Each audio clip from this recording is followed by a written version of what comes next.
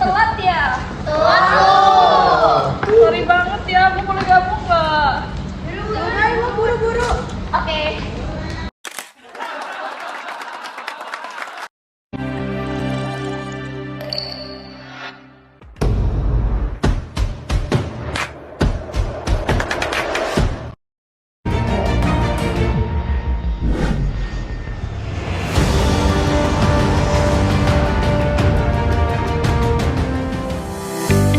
Halo semuanya, ini dia dosen kita, dosen pengampu mata kuliah leadership.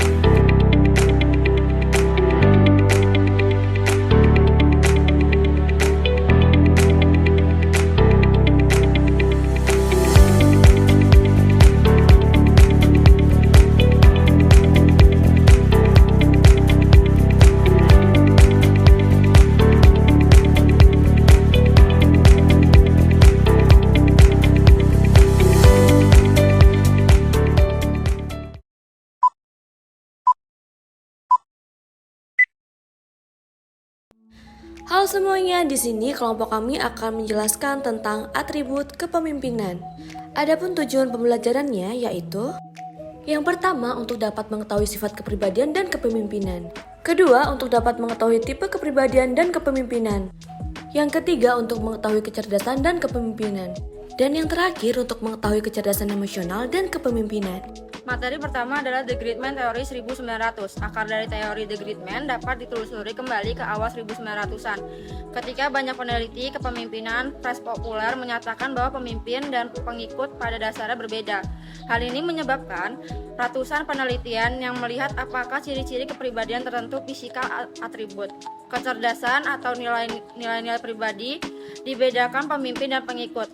Ralph Stockdale adalah peneliti pemimpin pertama yang merangkum hasil penelitian tersebut. Dan ia datang kembali dengan dua kesimpulan utama. Yang pertama adalah para pemimpin tidak kualitatif berbeda dari pengikut.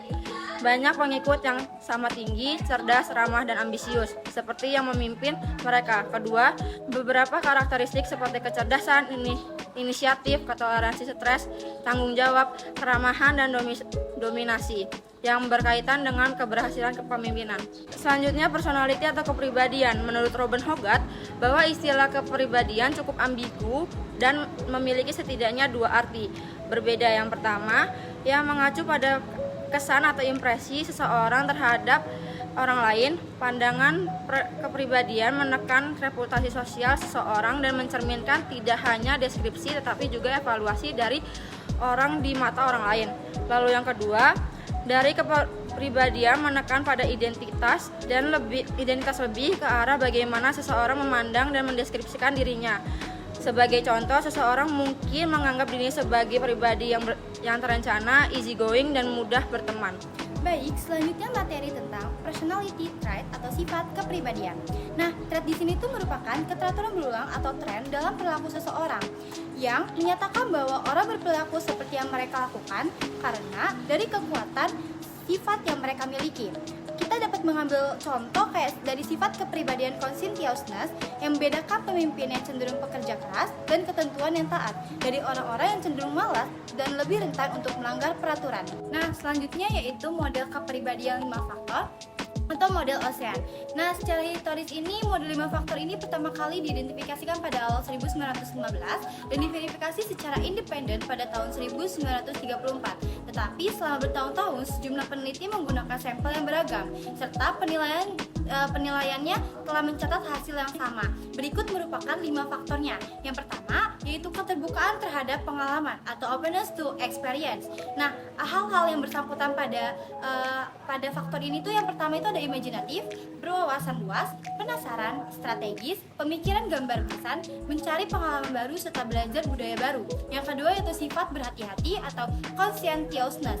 Yang pendekatan ini tuh lebih ke pekerjaan seperti kayak perencanaan, terorganisir, terus mengambil komitmen serius, jarang mendapatkan masalah. Nah, yang ketiga ini ada ekstraversi. Nah, pada pendekatan ketiga ini tuh perilakunya lebih mungkin untuk dipamerkan dalam pengaturan grup. Kayak misalnya ketegasan, daya saing, dan kepercayaan diri. Yang keempat adalah keramahan atau kesesuaian, agreeableness, yang menjadi perhatian bagaimana seorang bergaul, individu tinggi dalam di diplomatik, hangat, empatik, mudah didekati, dan optimis. Yang terakhir itu ada neuritisme, bagaimana orang bereaksi terhadap stres, perubahan, kegagalan, dan kritik. Selanjutnya ada contoh perilaku dalam model kepribadian 5 faktor. Yang pertama ada faktor openness to experience atau keterbukaan terhadap pengalaman. Contoh behavior atau perilakunya yaitu saya suka berpergian ke luar negeri dan saya menikmati pergi ke sekolah. Yang kedua ada faktor conscientiousness atau sifat berhati-hatian. Contoh perilakunya yaitu saya menikmati menyusun rencana secara rinci dan saya jarang mendapatkan masalah. Yang ketiga ada ekstraversi atau extraversion. Contoh behaviornya yaitu saya seperti memiliki tanggung jawab untuk orang lain. Yang ketiga ada extraversion atau ekstraversi. Contoh perilakunya yaitu saya seperti memiliki tanggung jawab untuk orang lain dan saya memiliki sekelompok besar teman-teman. Yang keempat ada agreeableness atau kesesuaian. Contoh perilakunya yaitu saya orang yang simpatik dan saya orang yang bergaul baik dengan orang lain. Yang kelima, neuroticism atau neuroticism. Contoh perilakunya yaitu saya tetap tenang dalam situasi tertekan dan saya menerima kritik pribadi dengan baik. Selanjutnya ada implikasi model 5 faktor atau model Ocean. Berikut ada gambar. Nah, seperti yang ditunjukkan pada gambar, sifat-sifat kepribadian adalah komponen kunci dari perilaku dan relatif sulit diubah. Penting bagi pemimpin dan calon pemimpin untuk memiliki wawasan tentang kepribadian mereka. Sebagai contoh, pertimbangkan seorang pemimpin yang neurotis dan sedang memutuskan apakah akan menerima pekerjaan dengan tekanan tinggi atau visibilitas tinggi. Berdasarkan skor karakter kepribadiannya, kita dapat memperkirakan bahwa pemimpin ini bisa memilih untuk tidak mengambil posisi, memodifikasi situasi untuk mengurangi tingkat stres, dan mempelajari teknik untuk secara efektif menangani masalah ini. Nah, bisa kalian lihat contoh profil kepribadian model 5 faktor. Yang pertama ada dari skor yang rendah, sedang, dan tinggi. Nah, yang rendah sendiri ada keterbukaan terhadap pengalaman dan neurotisme. Sedangkan yang sedang ada kehati-hatian dan keramahan, dan yang tinggi ada ekstraversi. Perbedaan antara traits atau sifat dan types atau jenis. Traits atau sifat, teori sifat yang menganggap kepribadian kita yang khas merupakan kumpulan dari sejumlah sifat. Sifat adalah perilaku yang cenderung menetap atau konsisten untuk jangka waktu yang lama. Teori ini lalu dikembangkan para psikolog lainnya. Kepribadian merupakan sekumpulan trait psikolog dan mekanisme di dalam individu yang diorganisasikan, relatif bertahan lama yang mempengaruhi interaksi dan adaptasi individu di dalam lingkungan, meliputi lingkungan intrafisik, fisik, dan lingkungan sosial. Types atau jenis.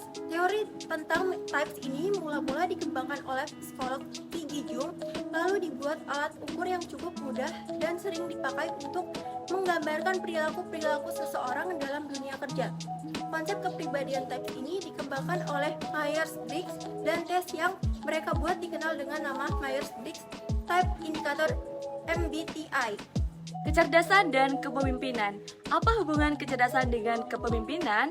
Penelitian telah menunjukkan bahwa pemimpin yang cerdas adalah yang pertama, pembelajar yang lebih cepat membuat asumsi, deduksi, dan kesimpulan yang baik. Kedua, lebih baik dalam menciptakan visi yang menarik dan mengembangkan visi tersebut menjadi kenyataan. Selanjutnya, bisa mengembangkan solusi yang lebih baik. Sebagian besar orang ditempatkan pada posisi kepemimpinan untuk menyelesaikan masalah.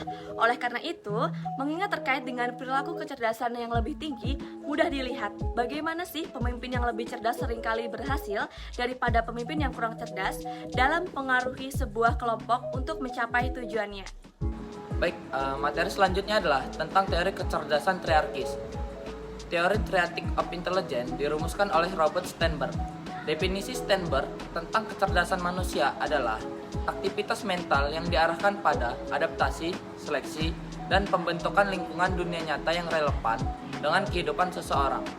Dan menurut Sternberg, ada 3 tipe kecerdasan, yaitu yang pertama analytic intelligence, yang kedua practical intelligence, dan yang terakhir creative intelligence.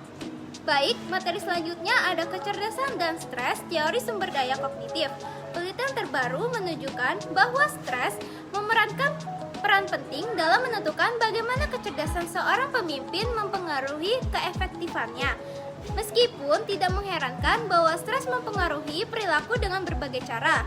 Butler dan Garcia mengembangkan teori sumber daya kognitif atau CRT untuk menjelaskan hal yang menarik hubungan antara kecerdasan pemimpin dan tingkat pengalaman dan kelompok kinerja dalam kondisi stres versus non-stres. Baik, selanjutnya di sini ada kecerdasan emosional dan kepemimpinan. Kecerdasan emosional didefinisikan sebagai kemampuan mental yang membantu orang untuk mengenali perasaan mereka sendiri dan orang lain. Definisi EQ dapat dipecah menjadi dua model, yaitu yang pertama ada model kemampuan dan yang kedua ada model emotional intelligence, campuran. Model kemampuan berfokus pada bagaimana emosi mempengaruhi cara pemimpin berpikir, memutuskan, merencanakan, dan bertindak. Model ini mendefinisi kecerdasan emosional sebagai 4 kemampuan terpisah. Untuk selanjutnya ada kemampuan dan model campuran kecerdasan, ability model emosional. Untuk ability modelnya ada Myers, Wolfe, dan Caruso. Perasa atau peka. Goleman et al-nya ada kesadaran diri, kesadaran emosional, penilaian diri yang akurat, dan percaya diri. Dan untuk yang baronnya ada interpersonal, harga diri, kesadaran diri, emosional, ketegasan, dan kebebasan, serta aktualisasi diri. Mengelola emosi, ada regulasi diri, kontrol diri, kepercayaan hati nurani, dan kemampuan beradaptasi dan inovasi. Untuk yang baronnya ada kemampuan beradaptasi, pengujian realitas fleksibel, mengelola emosi, menyelesaikan masalah. Dan lalu ada menggunakan emosi. Untuk Goleman et al-nya ada motivasi, prestasi, komitmen, inisiatif, dan optimisme. Dan untuk bagian baron, yaitu ada manajemen stres, toleransi stres, serta kontrol impuls. Lalu judul berikutnya yaitu memahami emosi.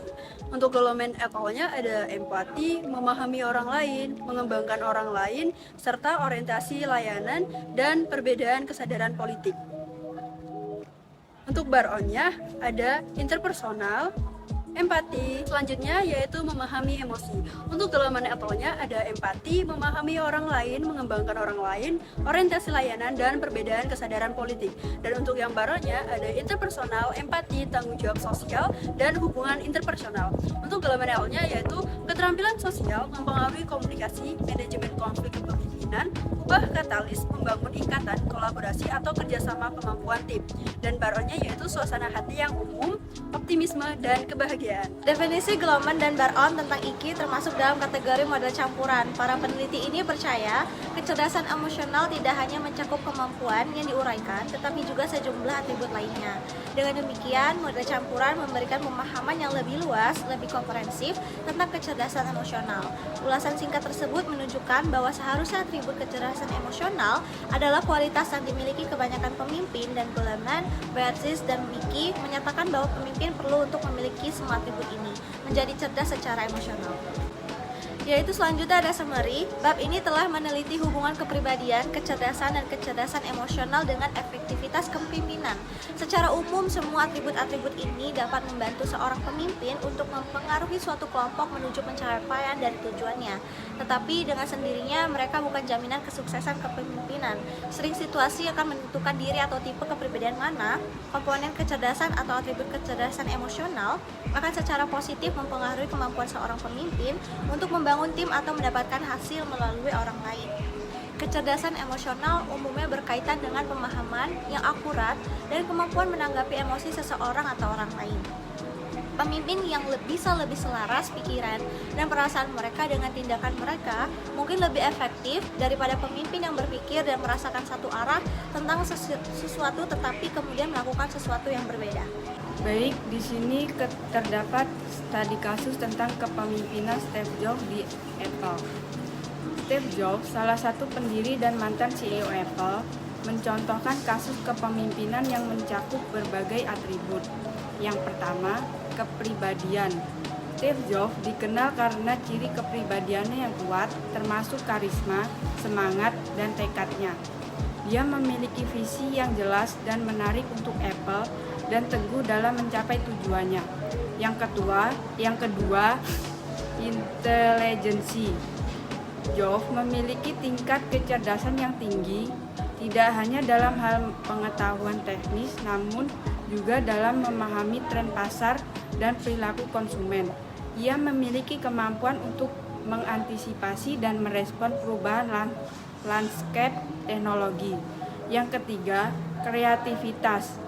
Jobs adalah pemimpin visioner yang memupuk budaya kreativitas dan inovasi di Apple. Jobs adalah pemimpin visioner yang memupuk budaya kreativitas dan inovasi di Apple.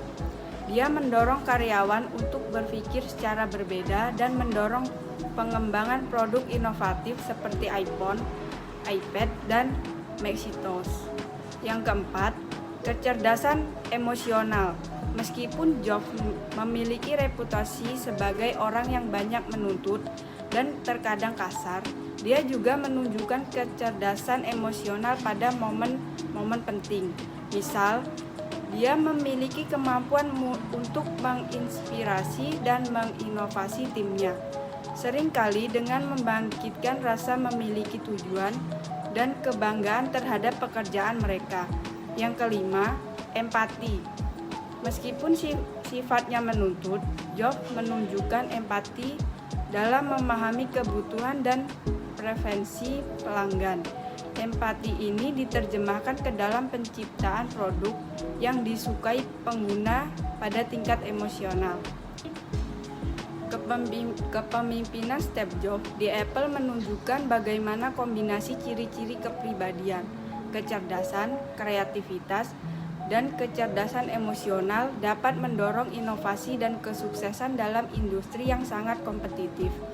Kemampuan untuk menginspirasi tim, beradaptasi dengan perubahan keadaan, dan memberikan produk yang memenuhi kebutuhan fungsional dan emosional pelanggan menunjuk kekuatan atribut kepemimpinan ini.